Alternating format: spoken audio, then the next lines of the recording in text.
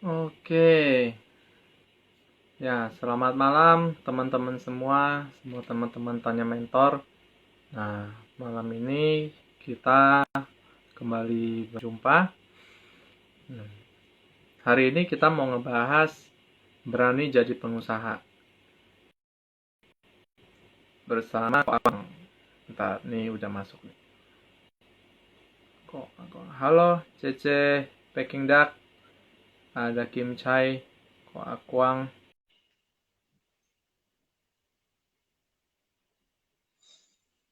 Oke, bentar ya. Halo, Bro Halo, Nurdin. ya, Ko Akwang. Ya, halo semua.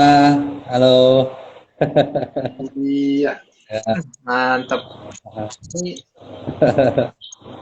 suara saya jelas ya?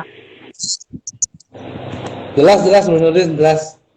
Hmm, Suara saya gimana? suara Ko Akwang jelas. Ya, siap. Halo, Nah, Cicinkin. iya, Halo, ini ada Ren. Ada Pak Yohanes RT, Nyoto. halo. Halo, Pak Yohanes Nyoto. Thank you udah join.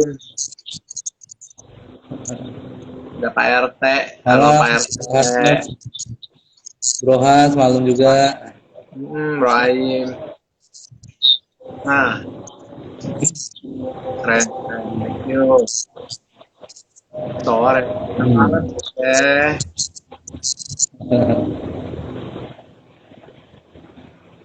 Malam, oke. Malam, Cijuk.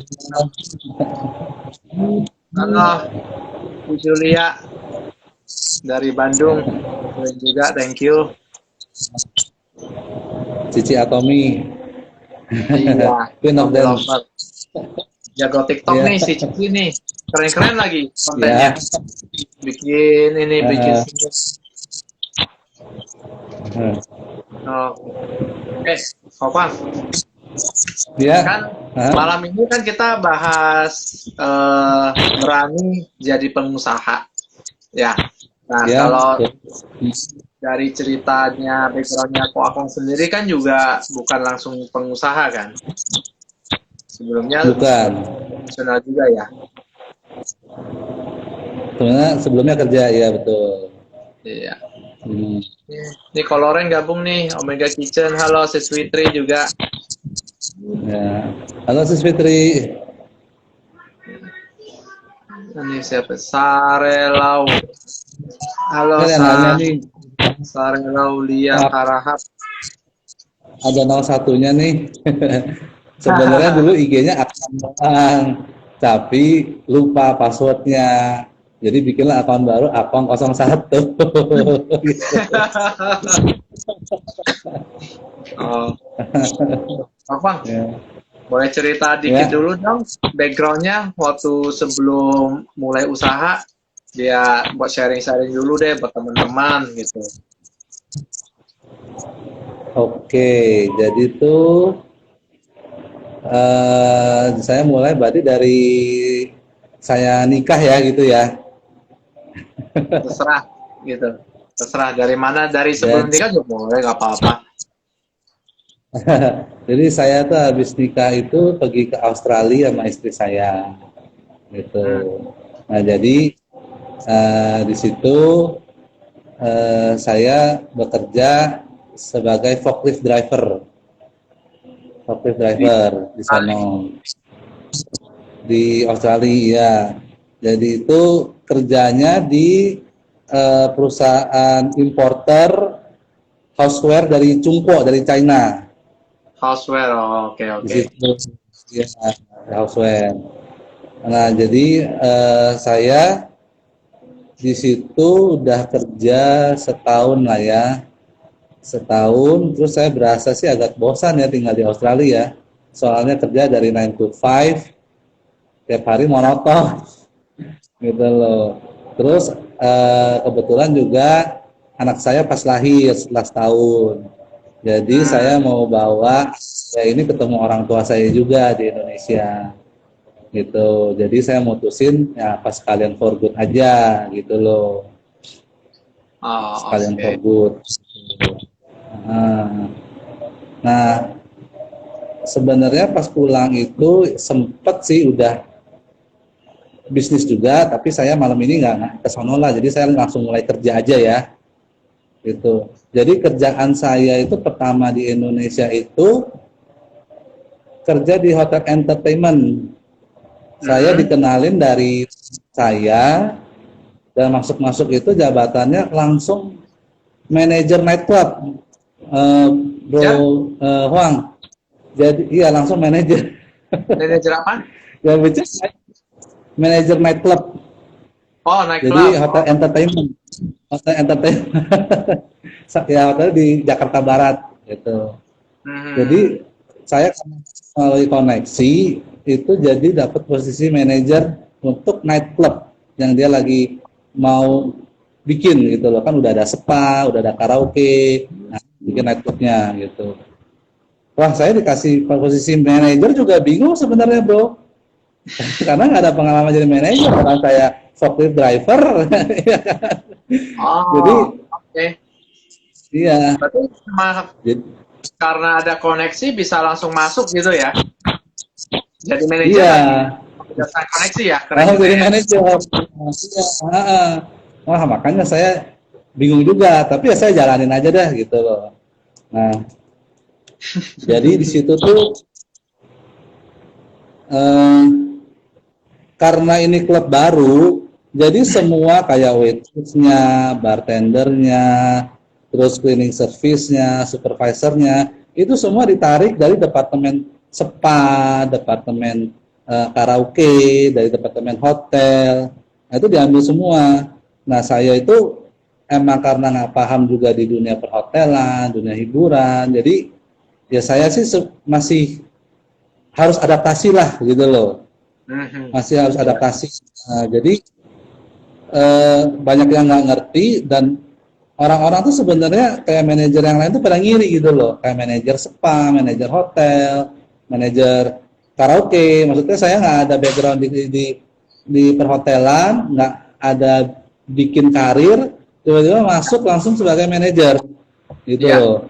betul betul. Nah jadi Nah, itu bikin ngiri sih emang karena setahu saya kan yang kayak di bidang itu mereka mesti yang lulusan dari perhotelan, pariwisata segala macam kan, dan itu juga masih mesti mulainya ya, dari bawah dulu ya. iya, karena saya kan langsung dari kenalan dan emang portfolio kerjaan saya kan dari kerja dari luar gitu, jadi Hmm. kayaknya aksesnya lebih gampang masuk gitu loh. Oh, Nah jadi karena waitressnya, bartendernya semua dari caplokan-caplokan departemen, jadi itu semuanya itu kayak mata-mata dari departemen lain. Jadi supervisornya itu mata-mata manajer spa, hmm. terus bartendernya mata-mata dari manajer karaoke. Jadi kerjaan saya justru malah di mata-matain gitu.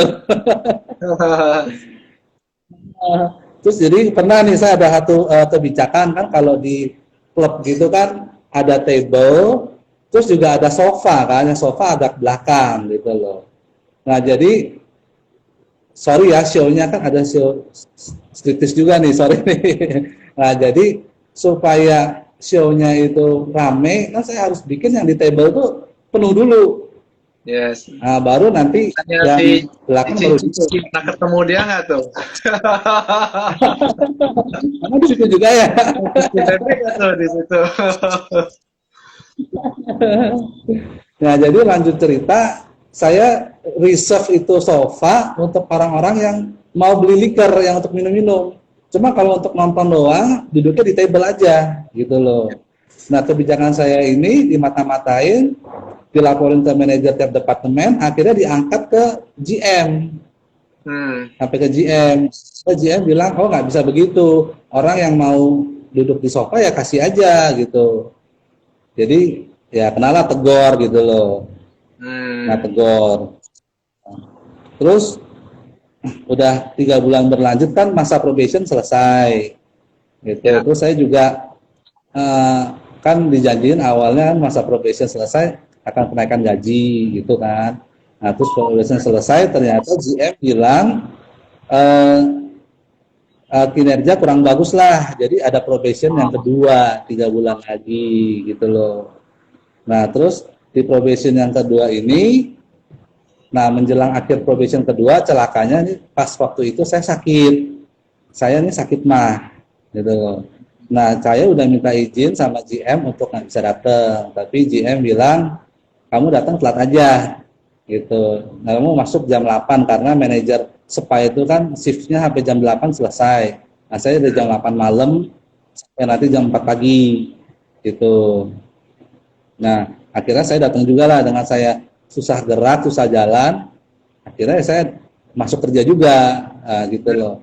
Ya udah, akhirnya saya kerja sampai sampai klubnya itu tutup. Klub kan jam 2 tutup. Jadi begitu klub tutup, tamu-tamu pulang, saya udah nggak kuat, saya tidur, gitu loh. Saya duduk dan tertidur, gitu loh. Nah, celakanya lagi, sama waitress, saya lagi tidur di foto. Oh. Saya di foto, nah fotonya itu nyebar ke GM. Gitu. Nah, besokannya itu saya langsung dipanggil sama GM. Nah, dia langsung bilang begini, kamu kayaknya badannya nggak fit deh kerja di sini. Jadi kamu sampai akhir bulan aja, habis itu selesai probationnya. Begitu tuh, bro. Itu emang berarti udah diatur jalannya supaya kok aku nggak lama-lama di situ. Iya, emang dari pihak keluarga juga sebenarnya nggak seneng gitu. Kok kerja apaan sih? Maksudnya di tempat yang ibaratnya judi ada, ngobat ada, sesuai ada, gitu. Jadi Apa aja ada lah juga ya di nggak situ. didukung juga, iya, gitu. Gitu. Wah, Terus akhirnya saya ya sambil sisa waktu itu seminggu tuh pas GM bilang sampai akhir bulan, ya udah terus saya fokusin buat cari-cari kerja aja kalau gitu. Gitu. Akhirnya saya mulai job hunting lagi dan kira-kira sebulan setelah saya keluar dari kerjaan di nightclub di hotel ini, dapat kerjaan jadi salesman, jadi sales gitu. Nah, saya tuh kerja di perusahaan supplier juga chemical untuk mobil atau untuk motor. Jadi itu produk-produknya itu seperti fuel cleaner, engine cleaner, transmission cleaner, pokoknya cleaner lah gitu. Dan saya berarti ditargetin langsung untuk masuk ke segmen pernya ya langsung ke bengkel atau ke distribusi dulu? distribusi. Distribusi. Jadi saya jualan cleanernya itu masukin ke bengkel gitu. Dan preference-nya itu bengkelnya bengkel-bengkel resmi seperti Auto 2000, Imora Motor, terus apa Astrido, nah macam-macam begitu. Nah, kan masukin engine cleaner, fuel cleaner ke bengkel-bengkel resmi kan mereka udah ada produknya sendiri, bro. Ya kan? Ya. Nah, jadi itu agak susah gitu loh. Kita mau masuk itu ya harus ada manajer bengkel, nanti harus kasih lagi ke manajer pusatnya lagi gitu, jadi itu susah gitu loh. Jadi saya coba masukin ke bengkel-bengkel umum. Nah, tapi di bengkel umum itu pemesanan juga nggak banyak, dan begitu pas penagihan tarsok gitu loh. Jadi sama aja bohong, penjualannya udah barang udah dikasih tapi nggak masuk duitnya, ya kan. Nah, jadi inti kata saya nggak masuk target juga tuh setelah 3 bulan lebih di review nggak masuk target juga. Ya akhirnya kena pengurangan karyawan lagi. Gitu. Ya. Nah itu baru saya dari situ ngobrol ke orang tua, saya mau kerja apa lagi karena umur saya waktu itu tahun 2016 berarti udah umur 32 tahun. Mau cari kerja apa lagi sekarang nih, udah umurnya udah sacap lebih, makin susah aja gitu loh. Terus ya orang tua sih bilang coba aja jualan bakmi gitu. Saya sebenarnya nggak pernah kepikiran juga sih bakmi sih. Tadi saya sebenarnya mau buka kafe. Buka kafe. Nah terus orang tua saya kan Buddha, saya juga Buddha nih. Jadi suruh sembahyang dulu, suruh cucian dulu. Nah dicucian, nah terus kocok-kocok begitu. Hasilnya katanya buat kafe itu jelek, nggak bagus. Nah justru pas nanya jalan mau jualan bakmi itu justru lebih bagus gitu loh, lebih bagus. Jadi ya saya waktu itu ya pasrah aja lah, karena udah ditanya, udah ke wihara ya bagusnya di bakmi, ya udah saya juga waktu itu bingung tuh bro. Nah terus Tapi tiba-tiba di Bami itu benar-benar nggak ada basic sama sekali tuh, dari nol. dari nol, dari nol, dari nol. Nah tiba-tiba mertua saya ngomong ke saya kan ada ngomong juga kayaknya mau jualan bakmi nih, saya bilang begitu. Terus dia nanya-nanya, jadi rencananya gimana? Saya bilang mungkin untuk awal-awal beli dulu aja minyak gitu loh, karena saya juga nggak ada background bakmi, ya kan? Gitu.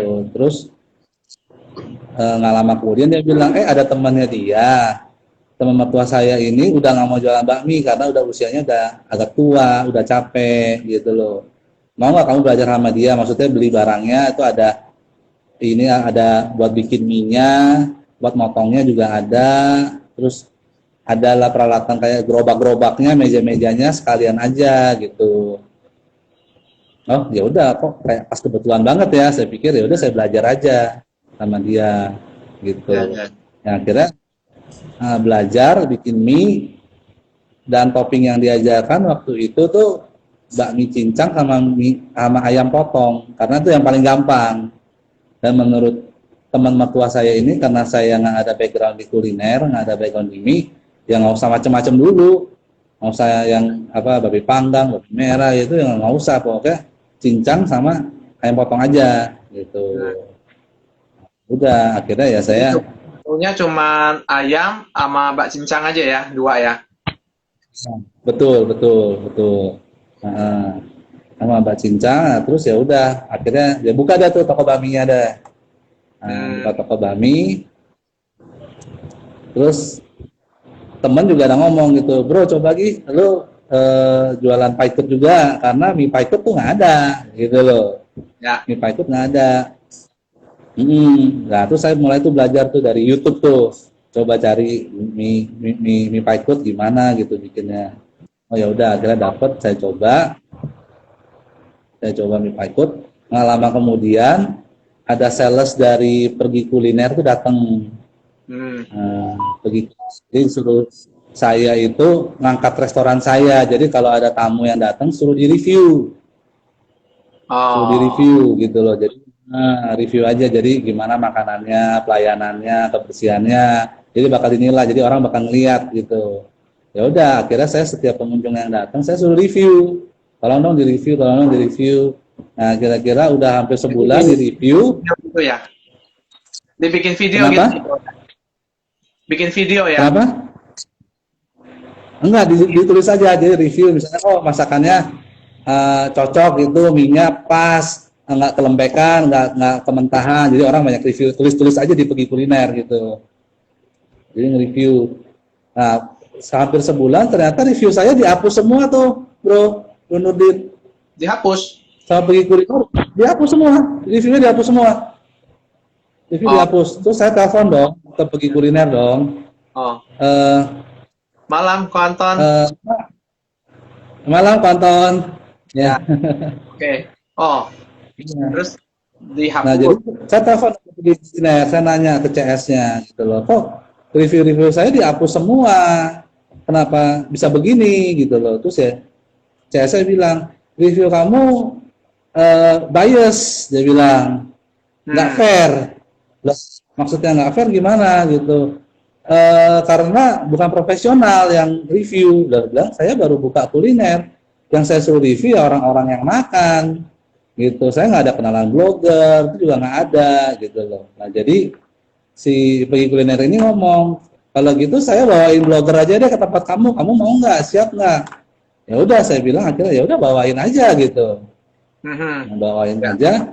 Besokannya itu yang datang itu ternyata ya kotir tali. Tapi waktu itu saya nggak tahu itu kotir tali. Jadi pas kotir tali kan ahlinya Bami itu. Ya Pak Tirta. Iya, itu dewanya Bami. Iya. Dewa Bami julukannya. Nah jadi waktu itu dia datang, itu juga sialnya tuh minyak pas habis. Waduh. Minyak habis. Tapi Nah, emang saya lagi produksi juga, lagi saya bikin. Hah? nggak jadi makan dong, Pak Tirtanya. Nah, saya bilang sama Ko Tirta, saya bilang kok mau tunggu bentar nggak? Minyak lagi habis nih, sama lagi di produksi di atas. Kalau mau tunggu dulu. Nah sempet si Ko Tirta ini udah agak kecewa, waduh, saya datang jauh-jauh nih ke sini nih, gitu. Jadi saya mau makan mie di mana gitu loh. Saya masih bercandain dia, di pasar masih banyak bakmi kok.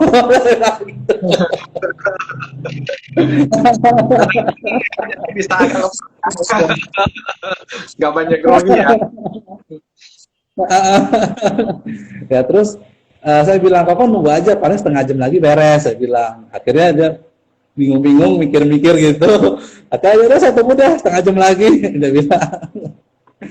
Gitu ya udah, akhirnya nggak nyampe setengah jam, 20 menitan gitu ya jadilah minyak jadi. Saya langsung bilang, oh udah jadi nih mie mentahnya nih. Terus dia ngelihat tuh, dia langsung suka gitu loh. Wah ini teksturnya bagus ya mie mentahnya ya. Ya cepet deh dibikin gitu. Ya udah, langsung cepet saya bikin gitu loh. Saya bikin waktu itu, saya langsung kasih menunya ya babi cincang sama paikut gitu. Ini sama paikut. Nah terus ya udah saya sajikan ke dia. Saya sajikan ke dia. Pas saya sajikan, sorry, saya ya. itu penyajian paikutnya kayak gimana? Jadi paikutnya itu yang di presto kok. Di presto. Jadi udah dipotong, jadi iganya udah dipotong kecil-kecil. Jadi yang sekali makan itu bisa digigit langsung lepas gitu loh. Oh ya ya. Jadi tapi dalam digigit langsung lepas gitu. Maksudnya penyajian yang dipanggang dulu kah, dipanggang kah, atau di apa? Semula Direbus aja. Hah? Direbus presto karena kan karena saya carinya yang mudah ya. Waktu itu kan saya belum ada pengalaman di kuliner. Jadi saya yang mudah paling ya di presto karena kan biar empuk dagingnya gitu. Okay. Jadi cuma dibumbuin, direbus, di presto aja udah gitu. Jadi udah paling simple lah gitu loh. Ya, simple ya. Nggak terlalu banyak bumbu ya. Oke. Iya, kalau kayak manggang kan lebih nanti harus dipuasin, di basting lagi. Nah, itu kan lebih ribet lah untuk pemula ya gitu. Nah, jadi ya udah saya presto aja gitu. Oke, nah, terus saya kasih toppingnya paikut sama babi cincang gitu. Nah, terus yang saya mulai curiga itu pas dia sebelum makan, dia mulai foto-foto. Foto-foto, cepet gitu. Nggak tahu kalau itu maksudnya yang datang itu blogger gitu, nggak tahu awalnya itu. Saya nggak tahu. Saya nggak tahu kalau ternyata customer biasa aja gitu ya. Iya, pikir customer biasa. Saya nggak tahu kalau pergi kuliner secepat itu ngirimin Ko Tirta langsung besokannya gitu. Saya juga nggak tahu. Oh. Gitu. Iya. Saya nggak tahu. Jadi ya udah pas dia cepet, baru saya nanya, kok blogger ya gitu. Baru saya sadar nih kayaknya pergi kuliner nih, kok blogger ya gitu. Terus dia ngomong, saya ini Tirtali gitu loh. Kalau ngomong begitu pun saya juga masih bingung. mungkin Pak Tirta hatinya agak kesel kali ya. Ini tukang jualan babi gak kenal gua gitu ya. Iya.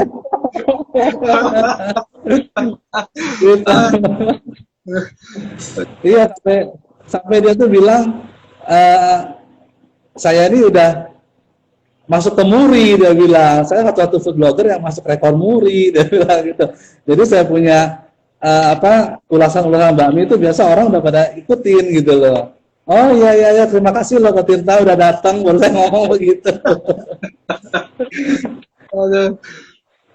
Oke. Nah, terus gimana? Kesan saya ketemu Ko Tirta itu orangnya humble gitu loh. Jadi walaupun saya nggak mengenal beliau, tapi ya beliau tuh ya tetap ya cool aja gitu loh. Kan saya cerita juga kalau saya baru bakmi, saya sebelumnya kerja gitu, saya baru di dunia kuliner gitu. Jadi dia sambil cerita, sambil makan, sambil cerita juga gitu loh. Ya terus habis itu saya juga nanya, gimana ininya mie-nya. Kalau bilang dari mie mentahnya sih dia udah oke nih, udah bagus nih mie-nya nih, udah cocok gitu. Toppingnya juga udah oke. Cuman kuahnya nih harus dibenerin lagi, dia bilang. Kuahnya harus di-upgrade gitu. Gitu. Oke. Ya, terus dia bilang, udah nanti saya review deh, dia bilang gitu. Nah, terus ternyata besokannya di review, dia tuh kasih bilang ini adalah harta karun yang tersembunyi di Pasar Paramount Gading Serpong. Wah, tuh bagus sekali ya, dia mau membantu gitu loh untuk saya yang baru buka di kuliner. Dia bilang ini harta karun yang tersembunyi, dia bilang. Karena emang posisinya di belakang juga gitu loh. Nah, terus dari abis Kotirta tulis review itu, besokannya langsung rame tuh bro, Pak Nurdin. Langsung banyak yang datang cobain gitu loh. Iya, ya. Jadi dia tuh Pengaruh ya? benar-benar saya ngelihat pengaruh Kotirta tuh benar-benar orangnya humble gitu. Saya ngeliat, wah bagi saya yang baru mulai itu ternyata dia support juga gitu loh. Dia nggak langsung bilang, kalau kayak kuahnya begini mah nggak bisa jualan bakmi gitu loh. Dia nggak ngomong begitu, tapi dia support gitu loh. Ya udah nanti saya review gitu. Dan ternyata pas di review itu ya dia bilang ini ada harta karun yang tersembunyi gitu loh. Wah itu jadi boosting saya gitu loh. Saya nggak pernah di kuliner, tiba-tiba sama Dewa Bakmi dibilang harta karun yang tersembunyi. Wah saya gembira sekali gitu loh. Ya itu langsung mana ya? Iya. Gitu ekspresinya ya gitu. Iya langsung tahu gitu loh, langsung wah. Wow. Ternyata gue ada bakat juga nih di makanan nih. Gue selama ini nggak tahu punya bakat di makanan. Gitu. Mungkin memang itu bakat yang tersembunyi yang kok aku juga nggak sadar itu. Ya betul. Iya jadi itu akhirnya perjalanan waktu kan ada up and down juga ya. Jadi nggak selalu rame. Jadi sebulan setelah Kotirta datang tuh agak penurunan juga. Nah di situ mungkin saya mulai pikir kok mulai turun gitu loh. Maka saya coba tambahin topping. Nah saya mulailah akhirnya cari-cari babi panggang gitu loh. Jadi awalnya itu babi panggang itu saya beli, saya coba ada yang enak. Saya tanya kalau buat jualan boleh nggak gitu loh. Terus ya udah dia bilang kasih harga buat jualan. Ini dia nanya ya? Iya, nggak apa-apa, kelarin dulu, nanti baru dijawab si Cici Aling yang nanya. Oke. Nah jadi saya beli kan bapangnya, nah saya beli bapangnya enak, terus mulai agak ada peningkatan lagi tuh. Jadi saya mulai masukin ke Instagram, oh ada babi panggang gitu loh. Mulai udah lumayan lagi. Nah, Oke. lama-kelamaan saya juga berpikir, tapi kalau babi panggangnya saya beli melulu kan mahal juga ya sebenarnya ya. Gitu. Nah, jadi mulailah saya coba lihat YouTube lagi tuh. Saya belajar lagi. Berarti ini saya udah ngejawab Cici Aling nih, jangan-jangan nih. Resep-resep bumbunya berarti dari YouTube ya? Coba-coba ya? Iya, benar. Ada coba-coba dari YouTube juga. Dan kebetulan pas saya lagi belajar babi panggang itu, Kotirta ngadain ini festival dia tuh, festival Tirtali di Moi, gitu.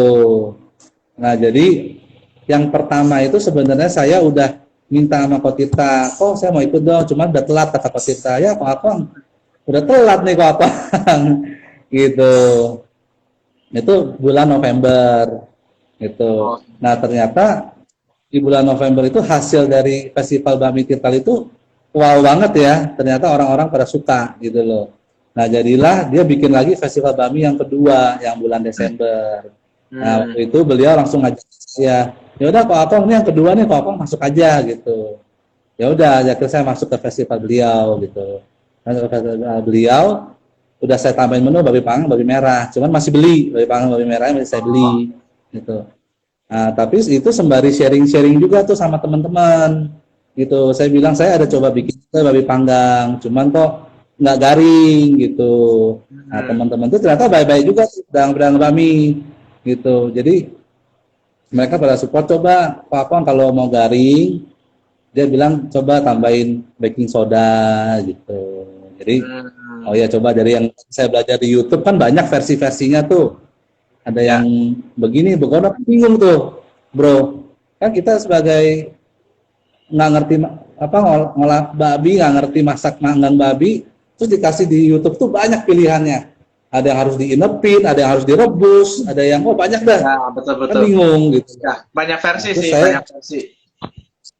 banyak versi gitu. Nah, terus saya juga cerita ke teman-teman, saya coba yang langsung dari mentah gitu. Terus saya ada bilang, oh ya kalau gitu harus dikasih baking soda supaya garing gitu. Nah, itu Biar mulai itu ngembang ya. saya belajar. Iya. Nah, mulai tahun 2018, saya kan buka 2017. Nah, Hmm. 2018 itu mulai saya buka, maksudnya mulai saya jualan, akhirnya produksi babi panggang sendiri gitu. Nah, saya Oh, mulai produksi babi panggang sendiri.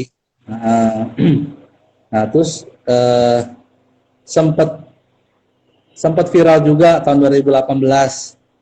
Ada satu food blogger yang videoin saya punya tempat, saya punya masakan.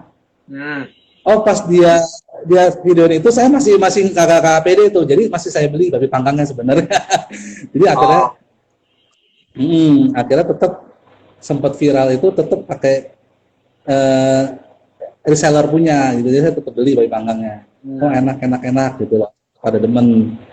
Nah lama-lama saya mungkin berasa di atas angin sehari bisa 100 mangkok nih bro nih, jualan Oh, bami. wah, mantap tuh. 2017 buka, 2008, hah? Bisa Ya, 100 mantap mangkok tuh, sehari. 100.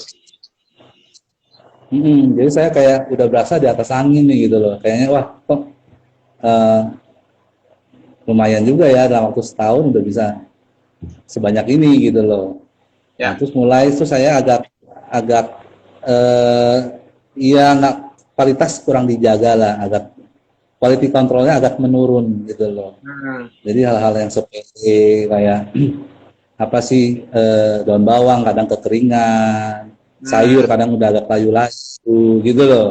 Oh, ya, Gitu. ya. Terus jadi Ya, habis itu ngaruh sih, ngaruh itu banget itu. menurun lagi. Jadi, habis dari 100 mangkok sehari itu selama 3 bulan, 100 mangkok, bulan keempatnya tuh mulai anjlok tuh.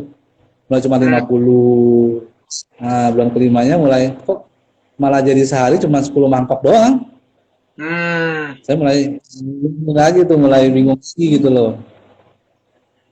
Oke. Mulai aduh, iya pasang surut gitu loh kok jualan bami ternyata apa orang cuma coba-coba doang gitu loh.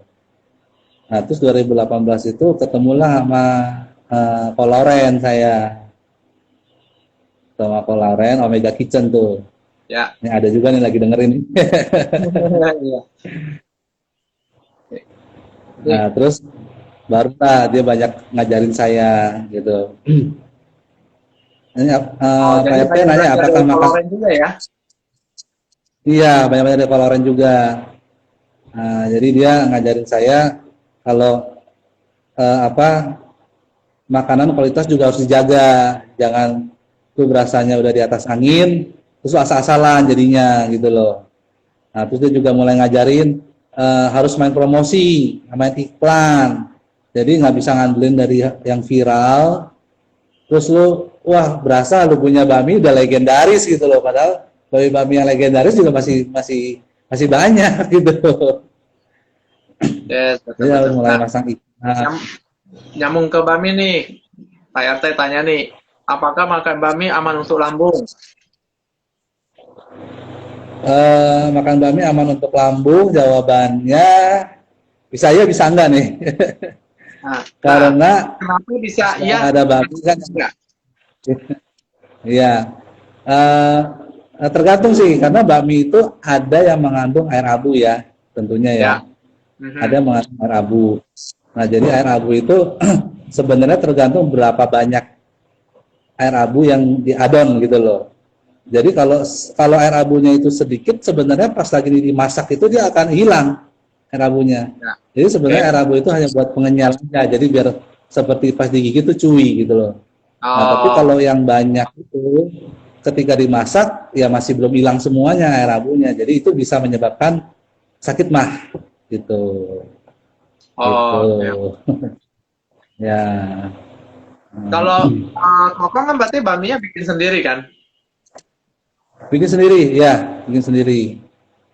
Nah, Nah, tadi kan Cici Ali nanya tuh untuk resepnya, apakah kamu hmm. semua dari atau memang yang turun dari resep orang tua? Oh, resepnya ya? Resepnya ya itu dari mertua punya teman jadinya. Jadi cara ngolah bakminya itu telurnya berapa, terus apa airnya berapa, garamnya berapa, itu dari mertua punya teman yang ngajarin Pertama gitu. kali itu ya, pertama kali ya. Nah, karena di keluarga sendiri nggak ada yang bergerak di bidang kuliner. Gitu. Tapi berarti ini memang Kokong memang ada talentnya di kuliner gitu. Makanya kan kayak bikin beberapa menu aja, lihat dari YouTube coba-coba hasilnya kan enak gitu kan, orang suka gitu. Memang ada istilah kata apa ya, tangannya itu bisa gitu. Kan nggak semua orang bisa. Dan ya, sebenarnya sih Bro Nurdin banyak gagalnya juga. Banyak gagalnya, bukan langsung sekali jadi beres gitu loh. Jadi ya kayak saya tadi bilang, ada yang nggak garing. Nah, terus ada yang garing tapi jaringnya melendung. Kulitnya melendung gitu loh.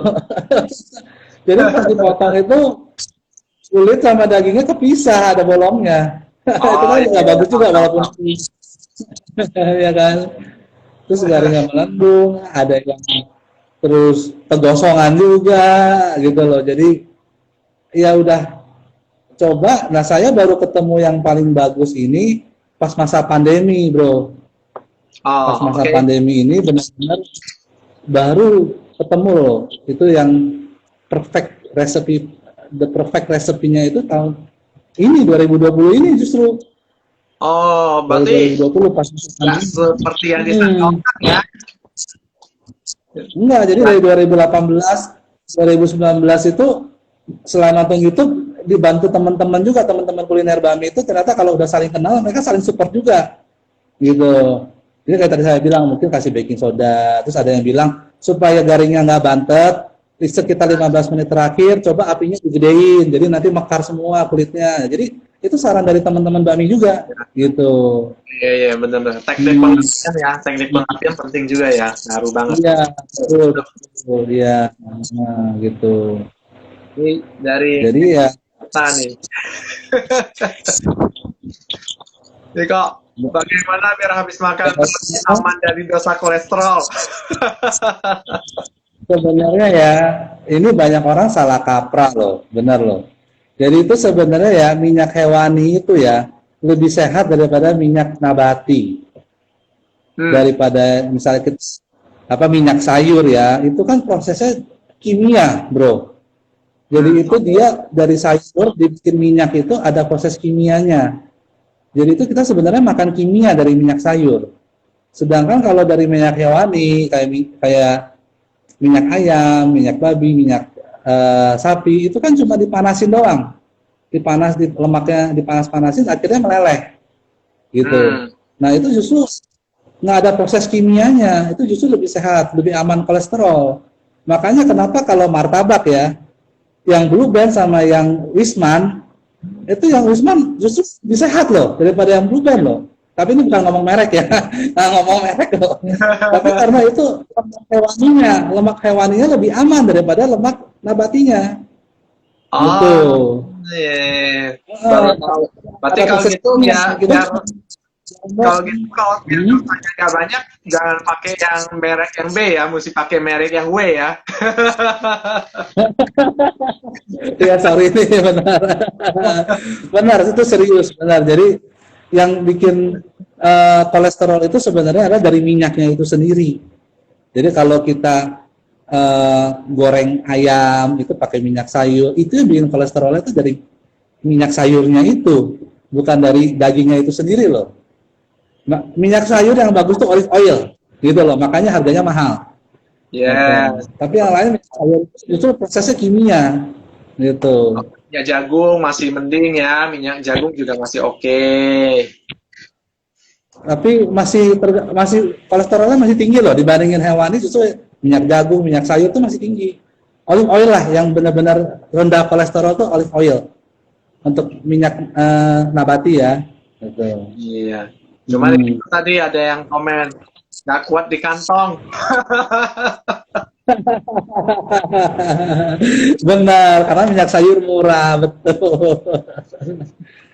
Paling kalau mau alami ya beli aja kayak minyak ayam atau minyak B2 di pasar gitu ya. Nanti di goreng-goreng sendiri kan minyaknya lama-lama keluar tuh. Nah, itu kita bisa tahan lama kok, itu bisa sebulan juga nggak apa-apa kok, nggak ada masalah.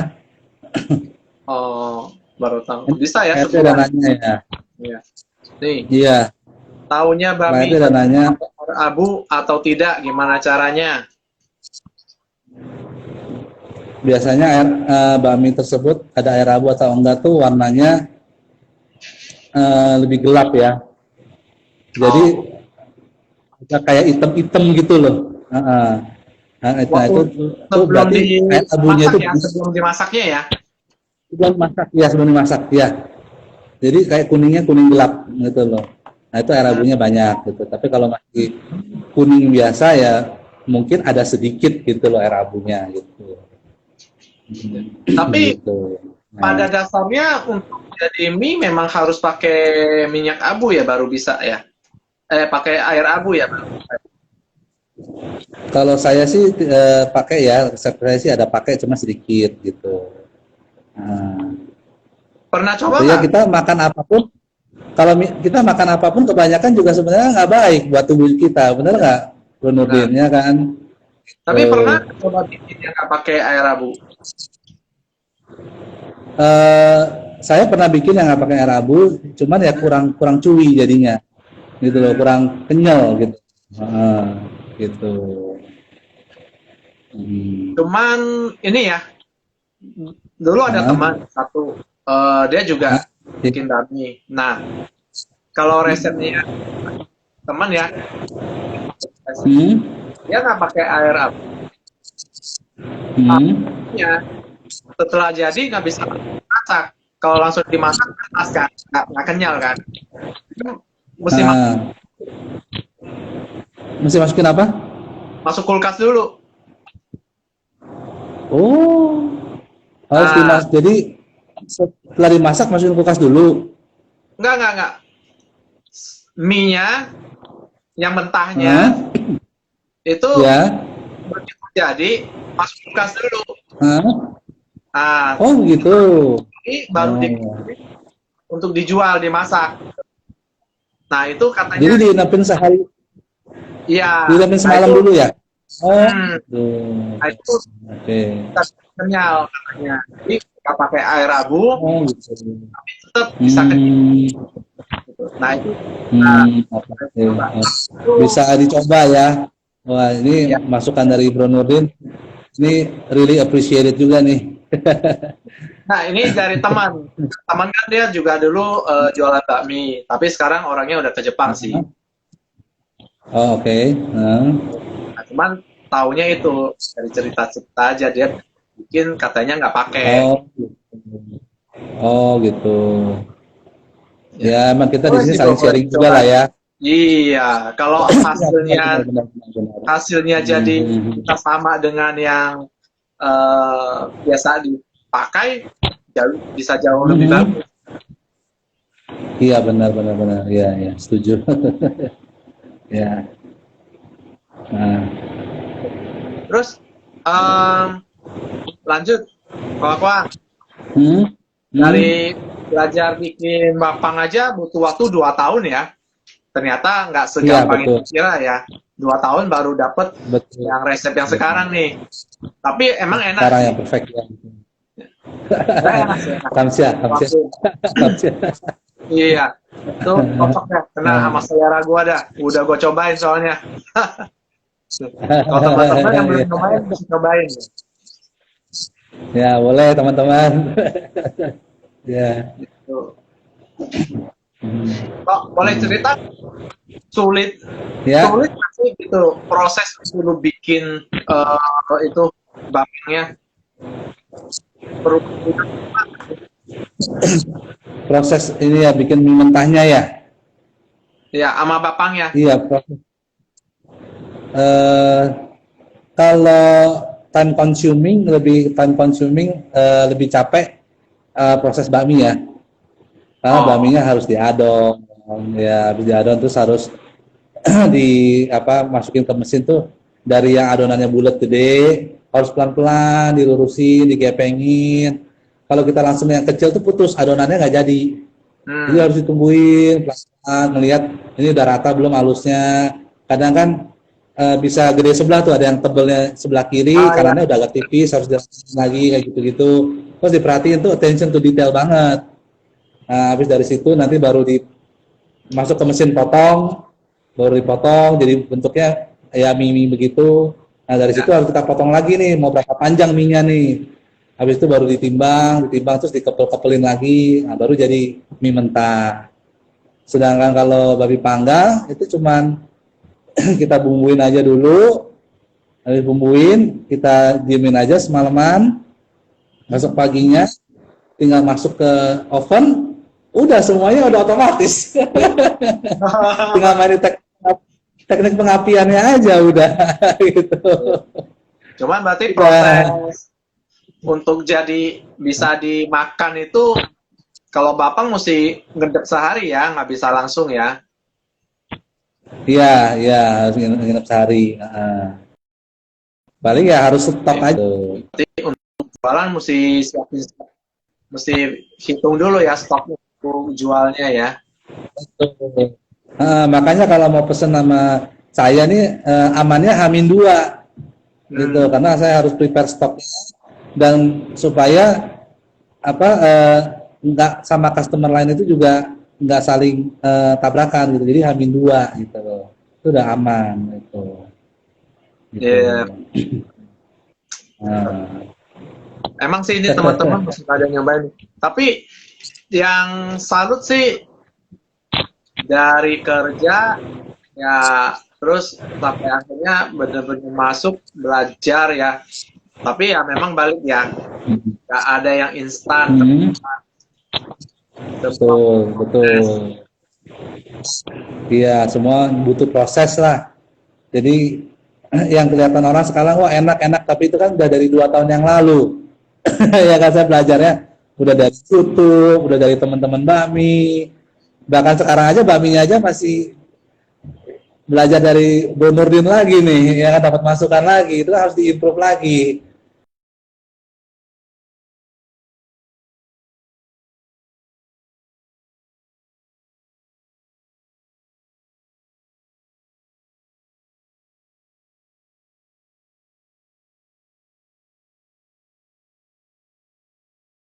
Ini ada nge-lag. Agak nge-lag ya kayaknya. Iya. Gimana sekarang? Apa punya kokon? Gimana nih sekarang? Sekarang sih udah lancar. Udah ya. Iya.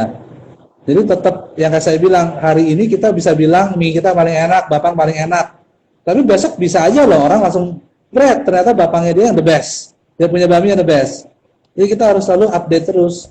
Kita harus selalu melihat, ya, terus nyoba lah ya ke tempat-tempat lain, oh, mie-nya gimana, Bapangnya gimana. Jadi biar kita ada info-info yang masuk gitu. Terus sih perlu belajar terus lah gitu. Betul kok. Apalagi kalau ya bicara kuliner ya, memang setiap orang punya selera masing-masing. Bagi orang dari tertentu, gitu kan. Kayak kita bicara ya stylenya Bangka nih. Ada stylenya Kalimantan. Ini tahu nih. Betul. Ada lagi yang stylenya Medan kok. Iya. Ya. Nah itu kan beda-beda nih. Gitu. Kalau Abang lebih kemana stylenya? Saya sih bukan asli orang Medan. Juga bukan orang Bangka dan juga bukan orang Kalimantan. Dan saya juga bukan orang Menteng nih, saya orang asli Jakarta gitu. Nah, tapi kan saya belajarnya juga banyak dari teman-teman bakmi yang alirannya Medan, dari aliran bakmi Pontianak. Jadi mereka banyak kasih masukan gitu loh. Jadi sebenarnya bapak saya ini jadi kayak bapak modif gitu loh, bapak yang udah dimodifikasi gitu. Ya. Masalah kok. Jadi Yang penting orang suka pada belanja, udah itu aja ya. iya, jadi mungkin ya aslinya Betawi ya bapak Betawi jadinya nih mungkin saya rasa. Gitu. Bisa juga. Keren. Oke, Kok Bang. Kalau Ya. untuk kayak apa? Tas nih, kan Kok Bang kan di sekolah bakmi kan pasti ada komunitasnya kan sama yang main di bakmi, Iya. di Bapang gitu kan. Betul. Iya. Di komunitas kan termasuk lumayan ya, bagus ya. Pada support ya. Iya benar. Kan, gitu Saya kan. join grupnya Kotirta juga, Kotirtali. Jadi kayak kemarin ini ada festival online di blibli.com tuh saya diajak sama beliau gitu loh. Jadi kalau aku kan bapaknya dari rating sama dia, bapaknya dapat A++ ya. Jadi ayo kita ikutan aja di festival beli online gitu. Jadi biar orang juga lebih kenal, lebih pada tahu gitu. Oh ya, pantas aja. Ya. Udah dapat A++. Iya, ratingnya A++ oleh Tirtali. Ya. Ya pantas aja enak.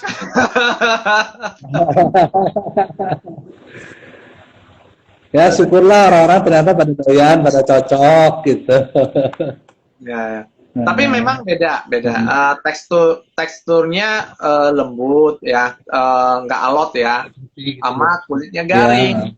Gitu, garingnya renyah gitu loh, bukan garing keras loh. Kan ada yang garingnya keras ya, itu mungkin tadi yang apa, bantet ya. Iya. Ini mekar gitu ya. Enggak, gitu. Memang gitu, ya, pantes lah plus.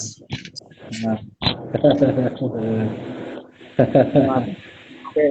Ya, berarti ikut lah, maksudnya kita kerja keras ini ya, tetap masih mesti ikut kayak festival itu. Jadi betul. Iya. Iya. Karena kan yang jualan bapak juga banyak kok. Ya kan yang udah lama, udah dari kakeknya jualan, ya dari generasi atas itu kan juga udah ada nama ya. Tetap kita harus ikut festival, kita harus main iklan juga. Jadi biar orang-orang tuh pada ngerti, oh ternyata ada bapang baru lagi nih, ada style baru lagi nih gitu. Ya. Nah itu dari dokter Bapang milenial katanya. Oh, ya, thank you Bro Erik, thank you. Ya. Ini dokter Erik, dokter gigi. Oh, dokter gigi Erik ya. Oke, salam kenal. Ya. Ini banyak. Oh Bang, ini kan kita waktu tinggal sekitar 5 menit nih. Iya. Nggak banyak. Nah, yang kita bahas kan berarti jadi pengusaha. Berarti ya intinya yang mau harus kita sampaikan ke teman-teman kan sebenarnya kan tidak perlu takut ya untuk mencoba ya. Karena teman-teman kita kan masih profesional, punya posisi kan lah istilahnya ya, gitu. Yang akhirnya kan mereka nggak berani untuk coba nih usaha gitu. Tapi dengan kondisi pandemi ini, PSBB, WFH, ya menurut saya memang udah waktunya ya. Kita udah mulai coba ya. Iya betul. Nah, jadi kita manfaatin aja waktu sebaik mungkin gitu loh. Jadi ketika kita WFH, kita punya waktu luang untuk penambahan income gitu ya. Karena mungkin kan yang profesional juga mungkin ada pengurangan gaji juga. Ya mungkin kita di waktu senggang itu ya coba naikin kita punya skill. Mungkin bisa dari kuliner dulu, dari masak apa yang kita suka. Kita suka bapang, coba aja bikin sendiri bapangnya gitu. kita suka makan bakmi, coba aja bikin bakmi sendiri gitu. Jadi kan itu nanti lama-lama kita bisa nemuin gitu loh, ini resep yang sempurnanya gimana. Nanti kita juga banyak koneksi jadinya karena orang tahu oh bakminya enak, oh bapaknya enak gitu. Jadi ya perlu sih kita belajar gitu, belajar lagi gitu. Ya, belajar sama Ya. cari komunitas untuk belajar ya. Iya betul, betul setuju. Komunitas apa vibrasi positif ini menurut saya wah sangat support sekali ya. Jadi saya bisa dikasih kesempatan kayak ini untuk cerita tentang riwayat saya gitu ya. Jadi biar orang-orang pada tahu, bisa sharing, bisa memberikan semangat gitu ya. Itu komunitas yang baik, ya itu bisa meningkatkan kualitas diri kita juga. Ya, betul. Itu memang kita semua kebetulan terjadi di komunitas yang vibrasi positif ya, dari Kotomi yang IG live-nya di jam 10 sekarang ini jam 10 ya, jam 10.01 ya. Kalau teman-teman ya punya waktu boleh ikutin ya, mungkin bisa di situ. Kotomi juga suka ajak banyak ini ya, mentor untuk belajar sama-sama. Betul.